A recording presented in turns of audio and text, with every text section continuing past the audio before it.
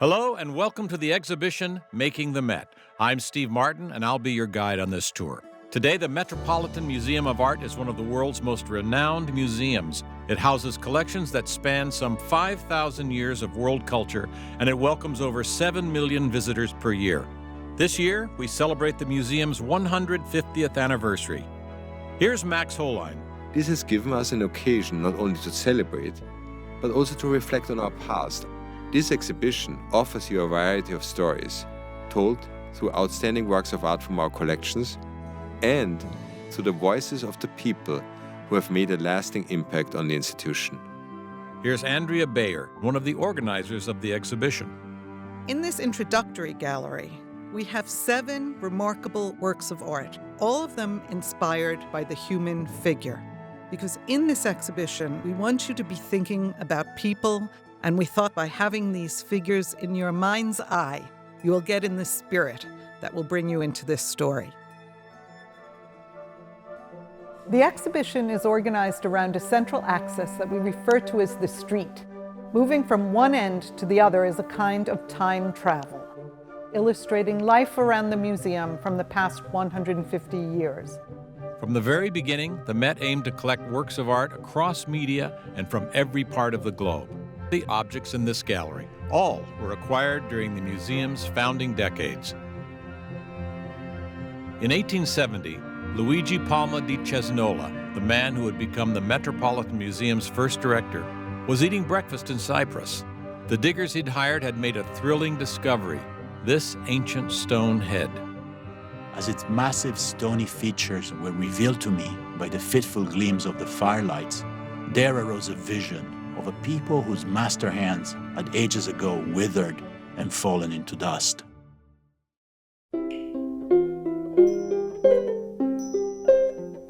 That's the sound of this songak, or Burmese harp. It's one of over 3,600 musical instruments cataloged by the museum's first woman curator, Frances Morris, who also oversaw our extensive collection of textiles. I have spared no efforts in developing the collections placed in my care and have endeavored in every way to carry forward the desired educational policy of the museum. Hoping to fulfill its mission as an educational institution, the museum created study rooms accessible to all. They still exist today. Each of the exceptional works of art in this gallery made its way to the museum because of the ambitions of individual collectors. This case contains extraordinary objects of many types, and many of them came to the Met by way of one man, the legendary banker J. Pierpont Morgan. His wife Frances once chided, "Pierpont will buy anything, from a pyramid to a tooth of Mary Magdalene." Morgan was the most powerful financier of the Gilded Age, a period when a handful of men controlled the vast majority of American wealth. As one trustee put it, they eventually helped place the Met at the forefront of the world's treasure houses, with the Louvre and Madrid. Hatshepsut was one of the most famous female pharaohs. Her co-ruler and successor, Thutmose III, intentionally destroyed all of her likenesses in an attempt to erase her legacy. The fact that this statue sits here today is a testament to the perseverance and collaboration of art historians and conservators around the world. Historically, the Met participated in excavations with local governments throughout the Middle East, keeping a share of the finds. But today, the Met no longer acquires objects through active excavation. In the early 20th century, the Met made a commitment to collecting American painting, sculpture, and decorative arts in the hopes of educating Americans about their own country. This remarkable Mexican basin was used for washing altar linens.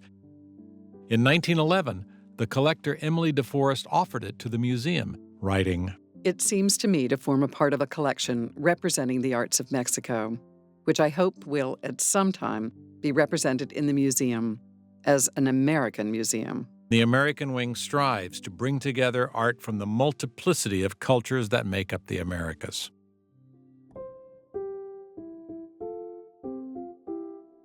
The Met has a complicated history with the modern movements of its time. It took H.O. and Louisine Havemeyer's extraordinary bequest in 1929 to bring Degas and the Impressionists fully into the museum. In turn-of-the-century New York, many museum goers would have been shocked by a sprawling, realistic nude like this one. But not Louisine Havemeyer. She was a trailblazing collector, and she's largely responsible for the museum's incredible collection of 19th century French art. In 1898, she lobbied her husband Harry to purchase this painting by Gustave Courbet. Not to hang it in our gallery, lest the anti-nudists should declare a revolution, but just that such a work should not be lost to students. And she agreed to lend her beloved painting to the museum, where it has remained ever since.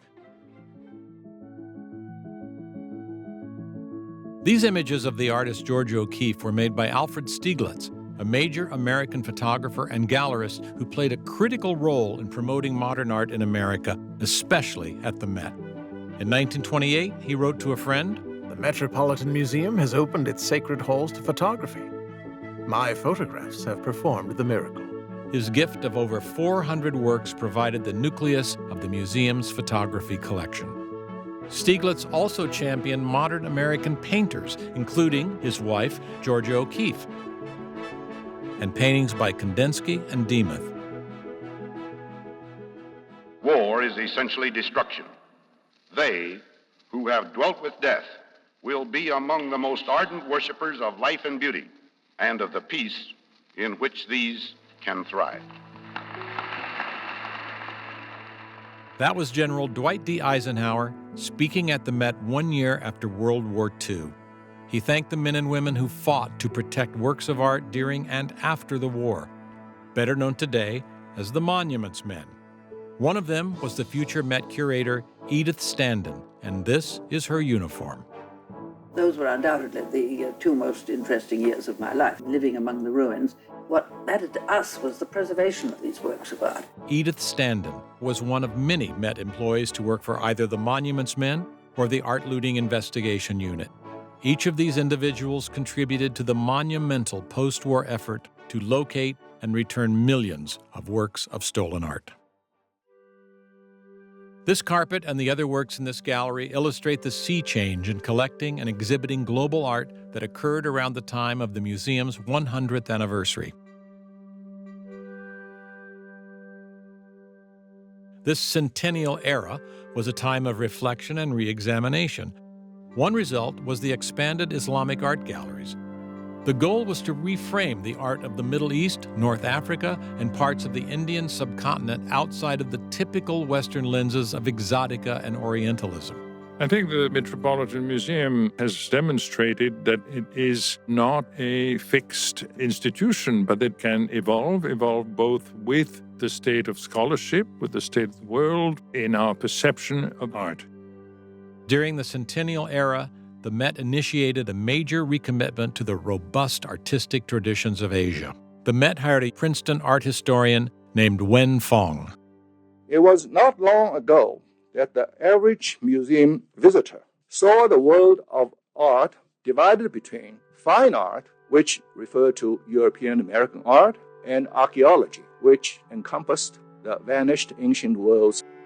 Then there was ethnography, which dealt with the material cultures of non-Western people. This ceremonial body mask was made by the Asmat people of New Guinea.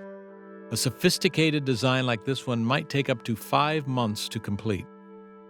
In 1961, Michael C. Rockefeller visited the Asmat region and negotiated with local leaders to bring this artwork back. Finding a permanent home for this collection at the Met fundamentally changed the institution's character and moved it ever closer toward its goal of becoming a truly encyclopedic museum. The Met had only rarely purchased contemporary art, so the Met's new curator, Henry Geldzaler, faced an uphill battle. He later recalled an early conversation with his boss. He called me to his office and he said, "Henry, we don't expect to be seeing very much of you at the museum because your job is contemporary art and we don't have it." Ultimately, Geldzaler played a huge role in getting a sometimes resistant Metropolitan Museum to engage with the world of contemporary art.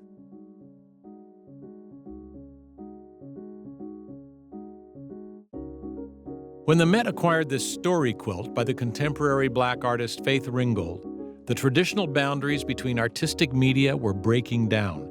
This was around the year 1990, and Lowry Stokes Sims was a curator here at the time. For me, it was a pretty simple-minded mission to really diversify and expand and include a much larger community of artists within the whole.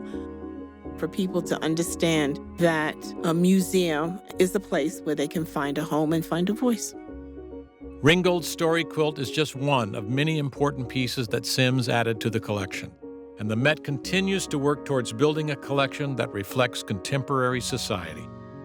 Here's museum director Max Holein. As you look around in this gallery, you will see objects from different cultures, from different times, and we have to acknowledge that there is not this one history of the development of cultures in the world. There are many different intersecting histories. So in a sense, the museum in the future, and certainly the Met, will offer a variety of narrative stories, all of them relevant. Making the Met illustrates this new way of thinking.